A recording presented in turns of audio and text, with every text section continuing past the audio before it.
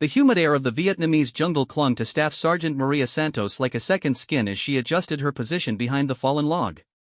Her M40A1 rifle lay perfectly still in her hands, the weapon that had become an extension of her very being over the past 18 months. At 24, she was one of only 3 female snipers in the entire Marine Corps, a fact that earned her both respect and skepticism in equal measure. The mission had started like any other. Intelligence reported a high-value target moving through this sector of the jungle, approximately 30 kilometers northwest of Da Nang. Colonel Harrison had hand-picked Maria for this assignment, not because she was a woman, but because her record spoke for itself. 43 confirmed kills, each one a testament to her unwavering precision and nerves of steel. Viper 1, this is Overwatch, crackled the voice in her earpiece. Target confirmed, moving your direction. ETA 15 minutes. Maria keyed her radio twice in acknowledgement, maintaining radio silence as protocol demanded. Her spotter, Corporal James Mitchell, lay 3 feet to her left with his binoculars trained on the jungle path below. They had been in position for 6 hours, waiting with the infinite patience that separated professional snipers from mere marksmen. The morning sun filtered through the dense canopy above, creating a patchwork of light and shadow that would work to their advantage. Maria had chosen this position carefully, studying the terrain for 3 days before the operation. The elevated ridge provided clear sight lines to the main trail below while offering multiple escape routes through the thick undergrowth behind them. Mitchell shifted slightly, his movement so subtle that only Maria noticed. Movement at 2 o'clock, he whispered, his voice barely audible even at close range. Single figure, approximately 400 meters. Maria smoothly transitioned her rifle toward the designated direction, her muscle memory guiding every motion. Through her scope, she could see a figure in black pajamas moving cautiously along the trail. The man carried an AK-47 and moved with the practiced stealth of an experienced fighter, but Maria had seen this behavior before. This was not their primary target, merely a scout. Negative on primary target, she breathed into her radio. Scout only. The next 30 minutes passed in tense silence as more figures appeared on the trail. Maria counted 12 enemy combatants, all armed and moving with military precision. Still no sign of their primary target, a North Vietnamese colonel who reportedly carried crucial intelligence about upcoming operations. Then, everything changed. The crack of a branch behind them sent ice through Maria's veins. She and Mitchell had been compromised. Before either could react, the jungle erupted with automatic weapons fire. Bullets shredded the vegetation around their position as voices shouted in Vietnamese from multiple directions. Contact rear. Mitchell yelled, spinning around with his M16 as Maria maintained her position on the rifle. The enemy had flanked them, moving through the jungle with a silence that spoke of intimate familiarity with this terrain. The firefight was intense but brief. Mitchell's return fire drove back the initial assault, but Maria could hear more voices closing in from both flanks. They were being surrounded by a force much larger than intelligence had indicated.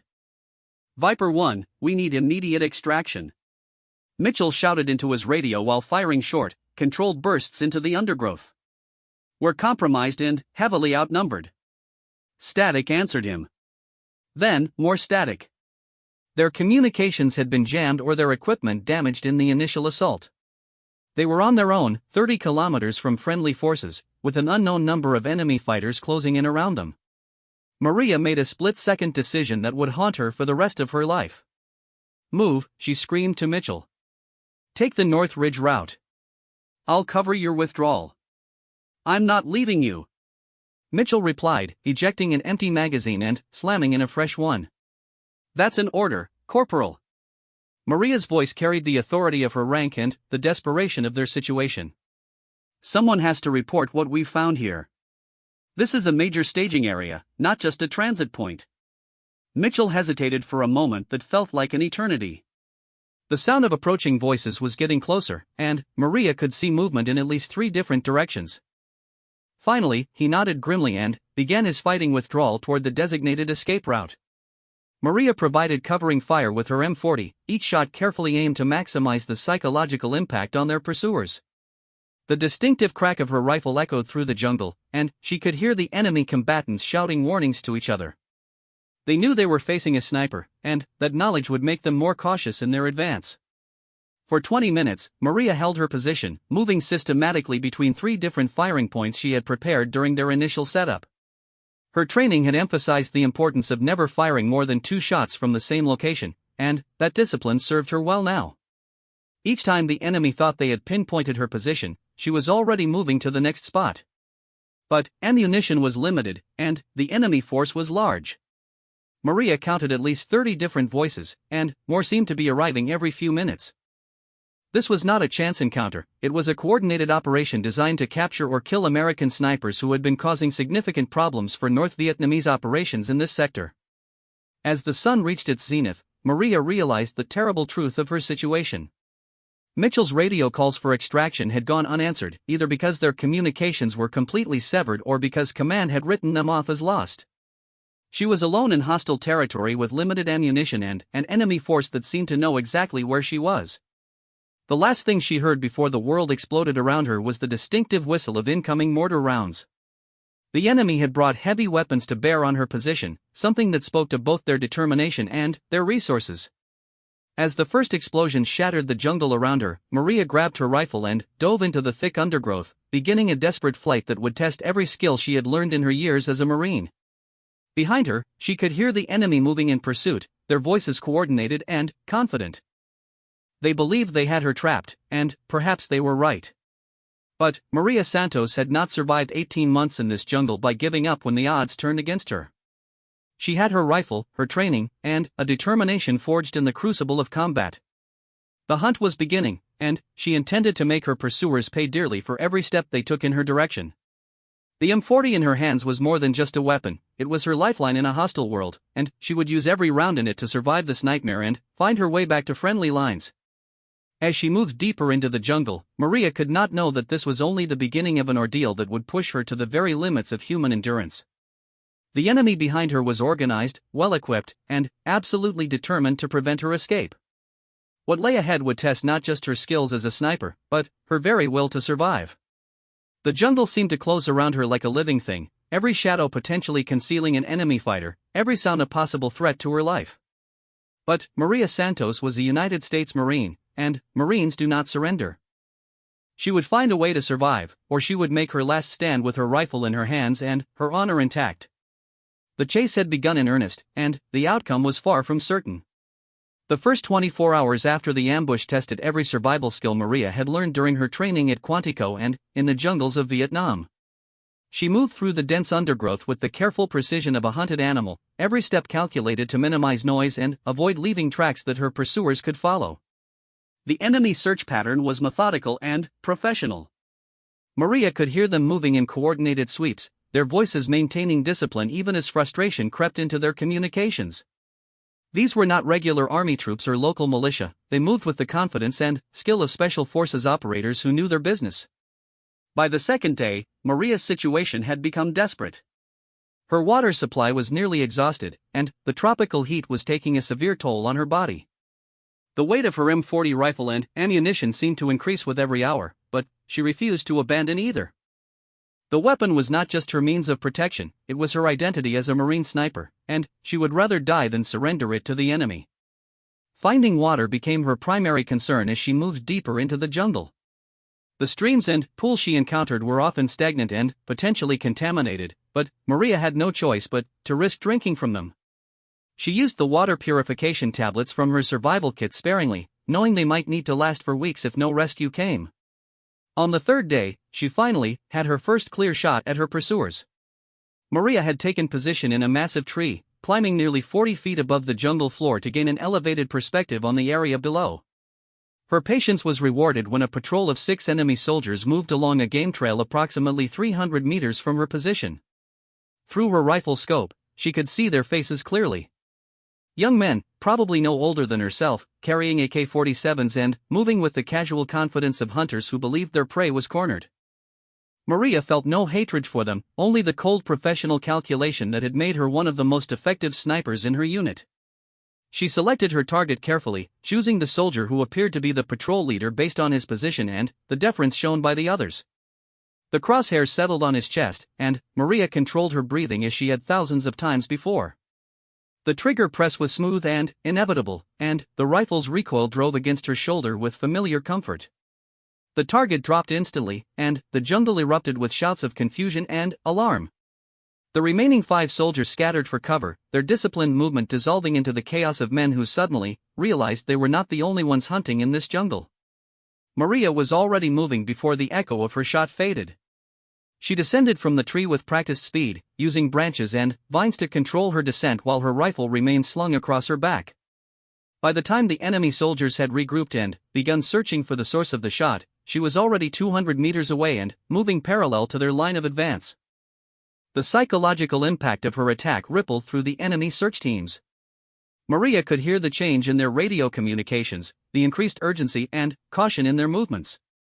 They now knew with certainty that she was armed, dangerous, and willing to engage them on her terms rather than simply flee.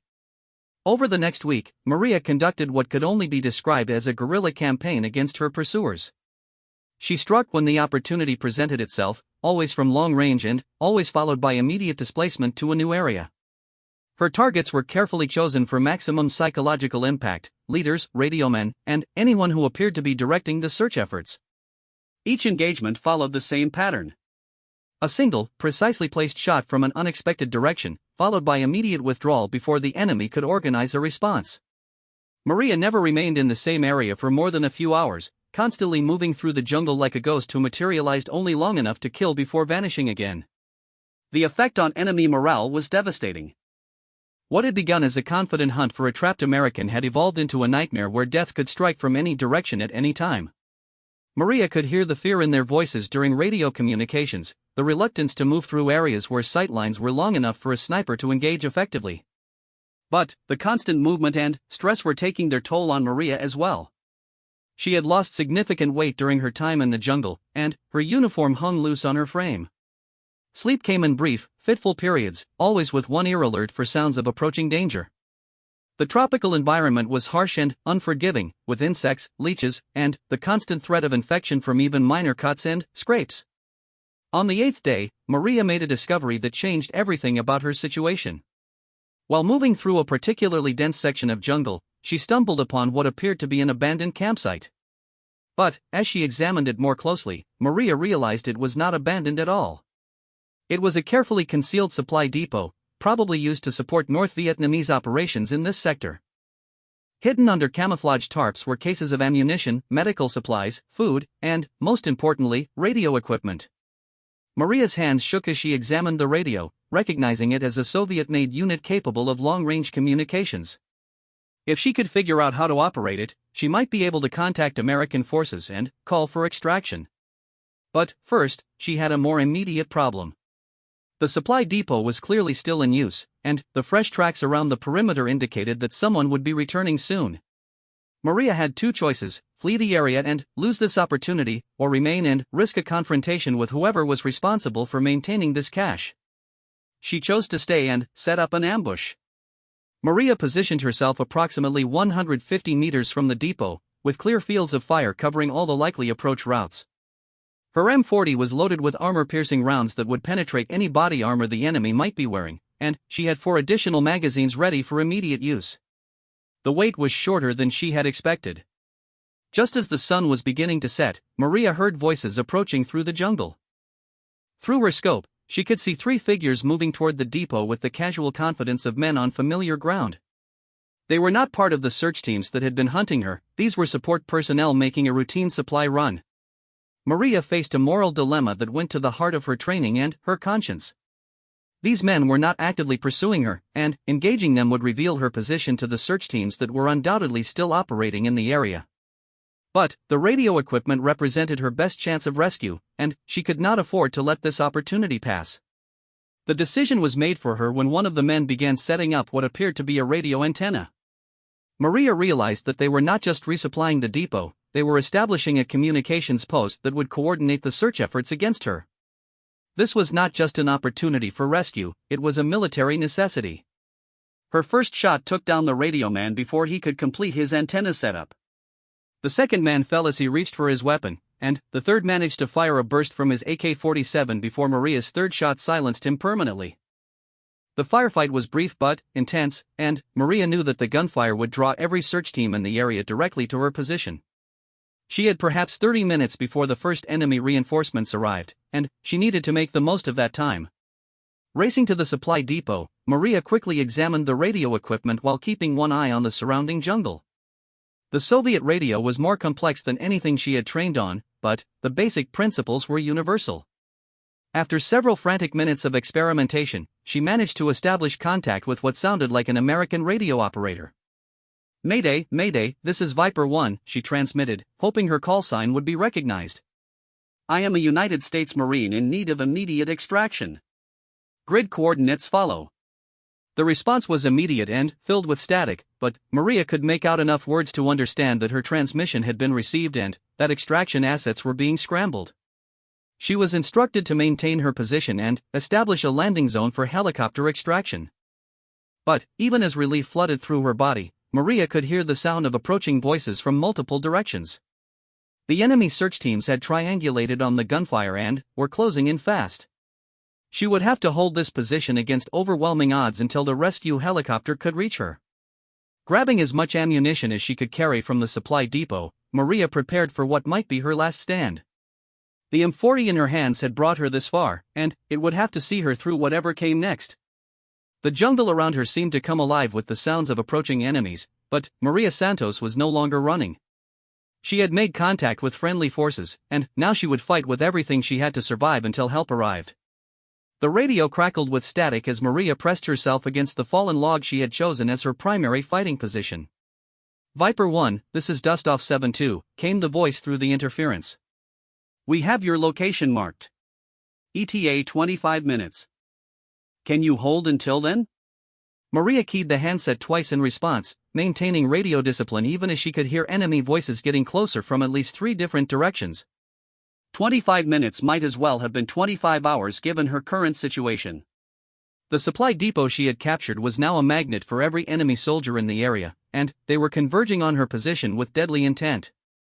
Through her rifle scope, Maria could see the first enemy patrol approaching from the east. 6 soldiers moving in a loose formation, their AK-47s at the ready as they swept through the jungle with professional caution. They had learned to respect her accuracy over the past week, and their movement reflected that hard-earned knowledge. Maria let them close to within 200 meters before engaging. Her first shot dropped the point man, and the others immediately scattered for cover. But Maria was already transitioning to her second target, a soldier who had taken position behind a large tree that provided inadequate concealment for his entire body. The M40's distinctive crack echoed through the jungle as her second target fell. The return fire was immediate and intense. Automatic weapons fire shredded the vegetation around her position, forcing Maria to keep her head down as bullets whined overhead. But she had chosen her position well, with solid cover and multiple escape routes if the situation became untenable. From her radio came urgent updates about the incoming rescue flight. "Viper 1, Dustoff 7-2 is inbound with escort. We need you to mark your position with smoke when we're 2 minutes out. Do you copy?" Maria grabbed the radio handset. "Dustoff 7-2, be advised I am in active contact with large enemy force. Landing zone will be hot. Repeat, landing zone will be hot. Roger that, Viper 1. We're coming for you regardless. Hold tight." The words sent a surge of emotion through Maria that she forced herself to suppress. There would be time for relief later, assuming she lived through the next 20 minutes. Right now, she had a job to do, and that job was staying alive long enough for the cavalry to arrive. The enemy assault came from 2 directions simultaneously. The eastern patrol that had been engaging her launched a coordinated attack while a second group approached from the south, trying to catch her in a crossfire. Maria shifted between 2 prepared firing positions, using the terrain to break up their lines of sight while maintaining her own ability to engage targets. Her ammunition was running low, each shot precious and carefully aimed. Maria had started this engagement with 47 rounds for her M40, plus what she had taken from the supply depot. Now she was down to less than 20, and the enemy seemed to have an unlimited supply of reinforcements. The psychological pressure was enormous. Maria could hear radio chatter in Vietnamese from multiple directions, coordinating the attack against her position. They knew exactly where she was, and they were systematically reducing her options for movement or escape. The noose was tightening with each passing minute. 15 minutes until the rescue helicopter arrived. Maria engaged a target at 300 meters, watching through her scope as the enemy soldier spun and fell. But, even as she worked the bolt to chamber another round, she could see more soldiers moving to replace the ones she had eliminated. For every enemy fighter she took down, 2 more seemed to take his place. The radio crackled again. Viper 1, this is Apache 36.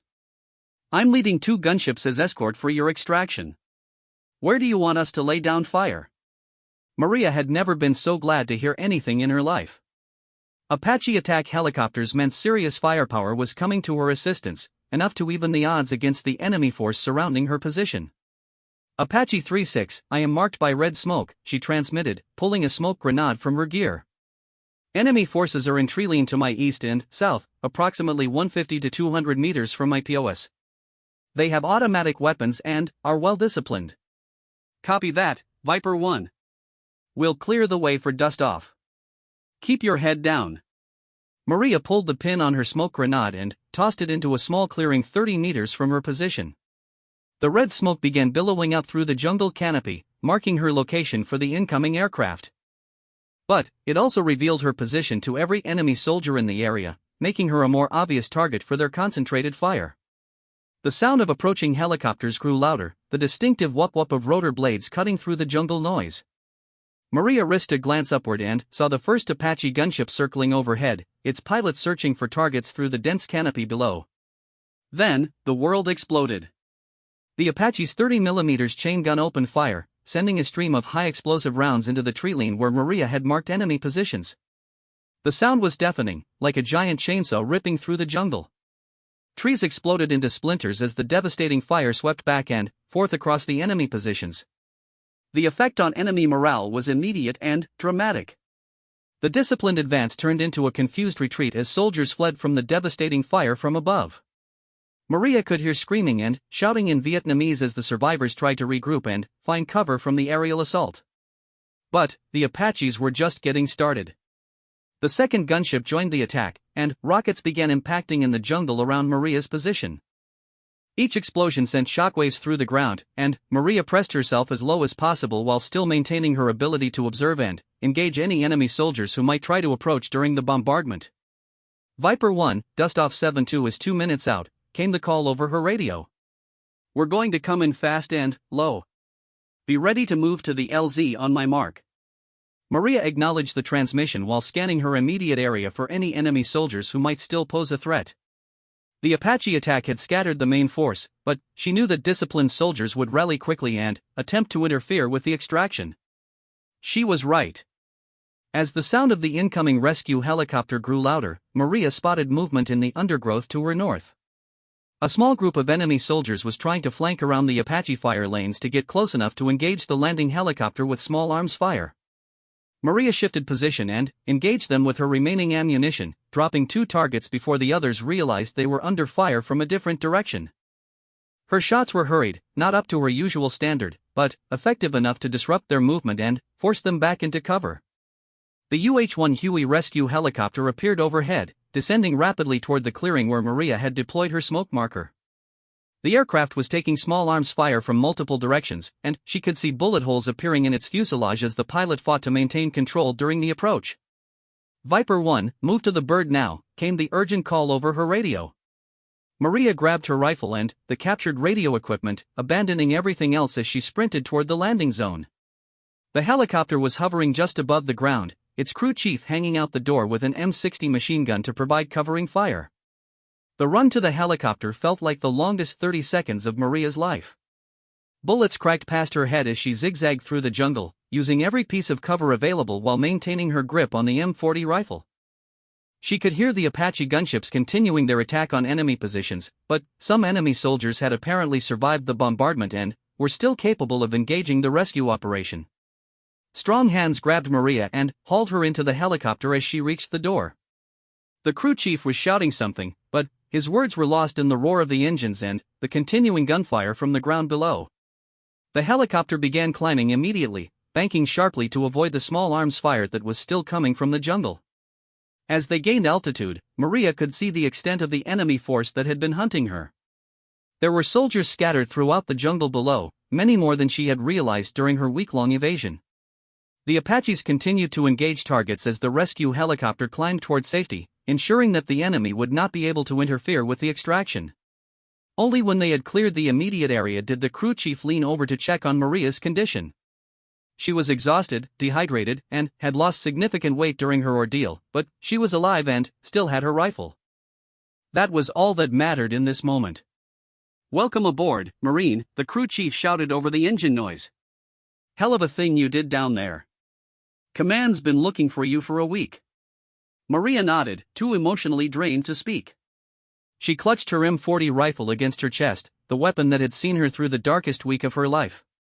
Behind them, the jungle continued to burn as the Apache gunships completed their work, ensuring that the enemy would think twice before attempting to ambush another American sniper.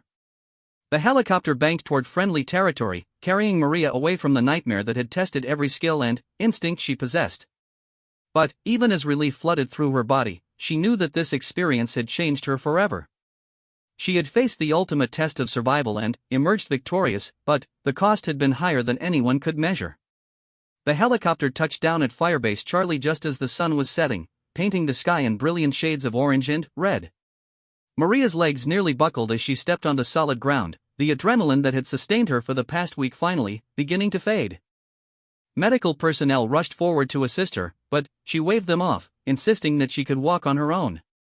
Colonel Harrison was waiting for her at the landing pad, his weathered face showing relief and something that might have been pride. Behind him stood several other officers, including a man Maria didn't recognize wearing the insignia of a full-bird colonel from military intelligence. "Staff Sergeant Santos," Colonel Harrison said as she approached, still carrying her M40 rifle. "Good to have you back. We'd given you up for lost after the first 48 hours. Maria straightened to attention despite her exhaustion. "Sir, I have intelligence to report. The enemy force in that sector is much larger than our estimates indicated, and they're operating a significant supply depot at the coordinates I transmitted." The intelligence colonel stepped forward. "We'll debrief you fully once you've had medical attention and some rest. But first, we need to know about the radio equipment you captured. Our signals people are very interested in what you found." Over the next several hours, Maria underwent a thorough medical examination followed by an extensive debriefing with intelligence officers. She provided detailed information about enemy troop movements, supply routes, and the location of the depot she had discovered. The radio equipment she had captured proved to contain valuable intelligence about North Vietnamese communications networks in the region. But it was her personal account of survival and evasion that captured everyone's attention. Maria described her week-long game of cat and mouse with enemy search teams, the psychological warfare she had waged with her rifle, and the final desperate stand that had led to her rescue. "According to our count," the intelligence colonel said, reviewing his notes, "you eliminated at least 12 enemy soldiers during your evasion period, disrupted their search operations for an entire week, and captured intelligence materials that will be invaluable for future operations. That's extraordinary work under impossible circumstances." Maria felt uncomfortable with the praise. "Sir, I was just trying to survive and get back to my unit. Corporal Mitchell was the one who deserves recognition. He followed orders and withdrew when I told him to, even though every instinct was telling him to stay and fight." She learned that Mitchell had indeed made it back to friendly lines after a harrowing 3-day journey through the jungle. His report had triggered the massive search operation that eventually led to her rescue, and he had volunteered to guide the rescue teams despite his own injuries and exhaustion. The medical staff wanted to evacuate Maria to a hospital in Japan for treatment, but she refused, insisting that she was fit for duty. The weight loss and dehydration were serious, but nothing that couldn't be addressed with rest and proper nutrition. More importantly, she wanted to remain with her unit and continue the mission. Word of her survival and the intelligence she had gathered spread quickly through the Marine base. Other snipers sought her out, eager to hear first-hand accounts of her evasion techniques and the effectiveness of harassment tactics against pursuing forces. Maria found herself becoming something of a legend among the scout sniper community, though she remained uncomfortable with the attention. 3 days after her rescue, Maria was back on active duty, though Colonel Harrison had restricted her to base assignments until she fully recovered her strength. She spent her time reviewing intelligence reports and helping plan operations based on the information she had gathered during her week in enemy territory. The Apache pilots who had provided fire support during her rescue visited her at the base, wanting to meet the Marine they had pulled out of the jungle. Captain Rodriguez, the lead pilot, brought aerial photographs of the area where the extraction had taken place. "You can see the damage we did to that supply depot," he said, pointing to the photos. "Intelligence estimates that you disrupted a major logistics hub that was supporting enemy operations across 3 provinces. The secondary explosions suggest they were storing significant quantities of ammunition and explosives." Maria studied the photographs with professional interest. The jungle clearing where she had made her stand was clearly visible, along with the paths the enemy forces had used to approach her position. Looking at it from above, she could see how desperate her situation had actually been. The enemy had positioned forces to cut off every possible escape route, and only the timely arrival of the rescue force had prevented her capture or death. But it was a letter from home that affected Maria more than any tactical analysis or official commendation. Her younger sister Carmen had written to tell her that news of her survival had reached their hometown, and that the entire community was proud of what she had accomplished. Their father, a veteran of the Korean War, had told the local newspaper that Maria was carrying on the family tradition of military service with honor and distinction. 2 weeks after her rescue, Maria received orders that would change the course of her military career. She was being reassigned to the Marine Corps Scout Sniper School at Quantico as an instructor, charged with developing new curricula for survival and evasion training based on her recent experiences. Colonel Harrison called her into his office to deliver the news personally. "This isn't a punishment or a way to get you out of harm's way," he explained. "Command believes that what you learned during that week in the jungle could save lives if it's properly taught to other snipers. You've proven that a single Marine with the right training and equipment can survive against overwhelming odds." Maria accepted the assignment with mixed emotions. Part of her wanted to remain in Vietnam with her unit, continuing the mission alongside the Marines she had trained and fought with. But she also recognized the value of passing on what she had learned to the next generation of snipers who would face similar challenges. The night before her departure, the entire Scout Sniper platoon gathered to honor her service. It was an informal ceremony, but deeply meaningful to everyone present. Her fellow snipers presented her with a custom-engraved scope mount for her M40 rifle, inscribed with the dates of her evasion period and the simple words "against all odds." Corporal Mitchell, who had recovered from his injuries and returned to active duty, spoke for the entire unit. "Staff Sergeant Santos showed us what it means to never give up, never surrender, and never leave a fellow Marine behind, even when you're the one who needs to be left behind. She's an example of everything the Marine Corps stands for." As Maria prepared to leave Vietnam, she reflected on the week that had tested her in ways she never could have imagined. The jungle that had nearly claimed her life had also revealed strengths she didn't know she possessed. The M40 rifle that had been her constant companion throughout the ordeal would accompany her to her new assignment, where it would help train other Marines to survive and fight under impossible circumstances. The experience had changed her perspective on warfare and survival. She had learned that victory sometimes meant simply living through the night, and that courage was not the absence of fear but the determination to continue fighting despite overwhelming terror. Most importantly, she had discovered that the bonds between Marines could transcend individual survival instincts, creating a strength that was greater than the sum of its parts. Years later, Maria would retire from the Marine Corps as a sergeant major, having trained hundreds of scout snipers who carried her lessons into conflicts around the world. Many of them would face their own moments of crisis, their own tests of survival against overwhelming odds. When they did, they would remember the story of the Marine sniper who spent a week alone in the Vietnamese jungle with nothing but her rifle and her determination to survive. The M40 rifle that had seen her through that nightmare would eventually be displayed in the Scout Sniper Hall of Fame at Quantico, alongside a detailed account of the week that tested every skill she possessed. But, for Maria Santos, the real monument to that experience was not made of metal and wood, but of the lives she had saved by passing on the hard-won knowledge that had brought her home alive. The jungle had tried to claim her, but she had emerged stronger and more determined than ever. In the end, that was the true victory, not just surviving, but using that survival to make others stronger. The Marine Corps had taught her to fight, but the jungle had taught her to endure, and that lesson would serve her well for the rest of her life. In quiet moments, Maria would sometimes think back to that week when she had been alone against overwhelming odds, armed with nothing but her training and her M40 rifle. Those memories would always be painful, but they would also remind her of what human beings could accomplish when pushed to their absolute limits. She had proven that sometimes one person, properly trained and determined, could make all the difference in the world.